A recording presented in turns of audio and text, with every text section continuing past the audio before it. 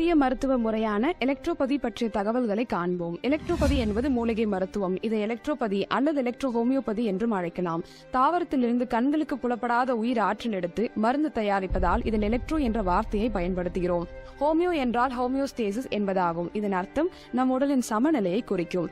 Electropathy மருத்துவத்தில் ரத்தம் மற்றும் நிணநீர் மாசுபடுவதன் காரணமாக நோய் உண்டாகிறது.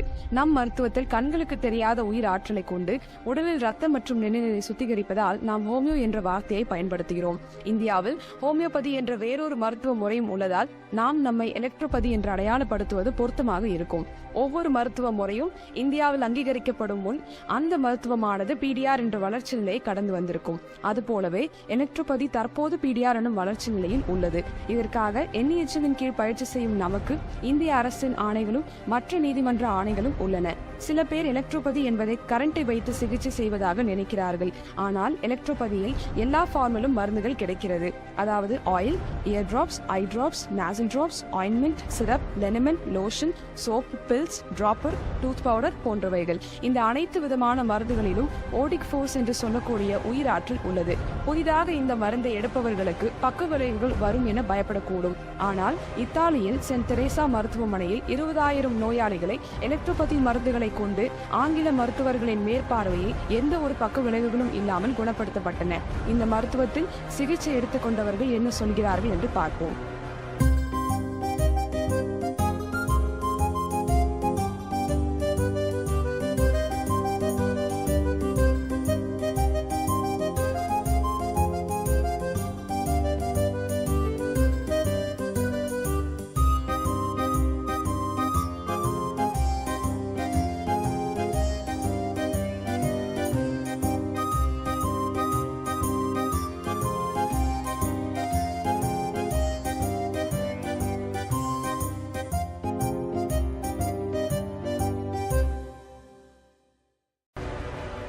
என் பேர் பார்வதி.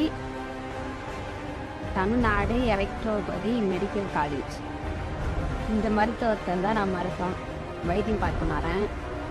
ஒரு 8 வருஷத்துக்கு முன்னே ரொம்ப உடம்பு முடியாமல் படிக்க வந்துட்டேன்.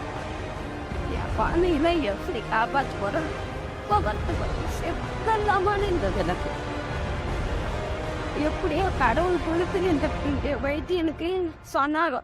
கௌசல்யான்ற ஒரு பொழுது போச்சு. பார்த்து நல்லா இருப்பேன். எல்லா வேலையும் செய்கிறேன். பஸ்ஸில் போனால் கூட நான் நின்றுக்கினே தான் போவேன். வீட்டில் இருந்தாலும் நின்றுக்கினே தான் இருப்பேன். இல்லைன்னா பட்டுன்னு தான் இருப்பேன். உட்காரவே முடியாது. எனக்கு நான் தான் உட்கார முடியுது. எல்லா வேலையும் நான் தான் செய்கிறேன். எங்கள் வீட்டு மேலே எல்லா வேலையும் நானே தான் பார்க்குறேன். என் பேர் கவிதா. நான் சத்துவாச்சேரி வேலூர்லேருந்து வரேன். எனக்கு அப்செக்டிவ் ஜாண்டிஸ்ன்னு சொன்னாங்க. அதுக்கப்புறமா ஆப்ரேட் பண்ணி சரியே ஆகலை. திரும்பி நாங்கள் போய் பார்த்ததுக்கப்புறம் அந்த ஸ்கேன்லாம் எடுத்ததுக்கப்புறம் பார்த்தா அதில் லிவரில் பிளாக் ஆகிருக்கு, பிளட் தான் கிளாட் ஆகிருக்கு. எங்களால் காப்பாற்றவே முடியாதுன்னு சொல்லிட்டாங்க. நிறைய ப்ரைவேட் ஹாஸ்பிட்டல் தான் நான் போங்க. காசு தான் செலவாச்சு. ஆனால் என் உடம்பு சரியே ஆகலை. என்னால் நிம்மதியாக தூங்க முடியல. அவ்வளோ ரொம்ப கஷ்டமாக இருந்தது. பாடி ஃபுல்லாக ரொம்ப ஈச்சிங் ப்ராப்ளம் இருந்தது. நிம்மதியாக ஒரு நாளாக தூங்குமோன்னு ரொம்ப ஃபீல் பண்ணியிருக்கேன். நான் சாக போகிறேன்னு எனக்கு நல்லா தெரிஞ்சது. அதுக்கப்புறம் சரி இங்கே எலக்ட்ரோபதி ட்ரீட்மெண்ட் ட்ரை பண்ணி பார்க்கலான்னு சொன்னாங்க. நான் அதனால் தப்பிக்கி நம்ம தான் உண்மையாக ட்ரை பண்ணேன். அதுக்கப்புறம் 1 வீக்லேயே என்னோட பிளட்டில் இருந்த ப்ராப்ளம்லாம் ஓரளவுக்கு எனக்கு ரெடியூஸ் ஆச்சு. ஏன்னா எனக்கு தெரியும். ஏன்னா பாத்ரூம் போகும்போதும் சரி எல்லாம் இதுக்கே தெரிய ஆரம்பிச்சிச்சு. என்னால் நிம்மதியாக தூங்க முடிஞ்சுது. அப்படியே சொரிஞ்சிட்டே இருப்பேன் எப்பவுமே. அந்த ப்ராப்ளம்லாம் இல்லாமல் எனக்கு கொஞ்சம் பரவாயில்லையாக இருந்தது. அதுக்கப்புறம் ஒரு 3 மந்த் தொடர்ந்து எடுத்தேன். அதுக்கப்புறம் கம்ப்ளீட்டாக எனக்கு தெரிஞ்சு நான் இப்போ நல்லா இருக்கேன். நான் நிஜமாக என்னோட உடம்புல இருந்த பிரச்சனைலாம் போய் நான் இப்போ நிம்மதியாக தூங்குறேன். எனக்கு அது ரொம்ப சந்தோஷமாக இருக்குது. இந்த விஷயத்தை நான் உங்ககிட்ட ஷேர் பண்ணுறதுக்கு. இந்த மருத்துவத்தை சான்றிதழ் வழங்கி படிக்கவும் பயிற்சி செய்யவும் டெல்லி உயர்நீதிமன்றமும் மற்றும் டெல்லி சுகாதாரத்துறை இயக்கமும் ஆணைகளை தந்திருக்கின்றன. எலக்ட்ரோபதி பயிற்சி செய்ய தடை இல்லை என்று மத்திய அரசு வழங்கிய ஆணையை உச்சநீதிமன்றம் ஏற்றுக்கொண்டது. பின்பு உச்சநீதிமன்றம் இந்த மருத்துவத்தை பயிற்சி செய்ய தடை இல்லை என்று ஆணையை வழங்கியிருந்தது. அந்த ஆணையை சென்னை உயர்நீதிமன்றம் ஏற்றுக்கொண்டு இங்கு எலக்ட்ரோபதியை பயிற்சி செய்ய தடை இல்லை என்ற ஆணையை வெளியிட்டிருக்கிறது. இங்கு உள்ள மருத்துவ கவுன்சில் மற்றும் மருத்துவ இயக்கங்கள் இந்த மருத்துவமானது எங்களுக்கு கீழ் வராது என கூறியுள்ளன.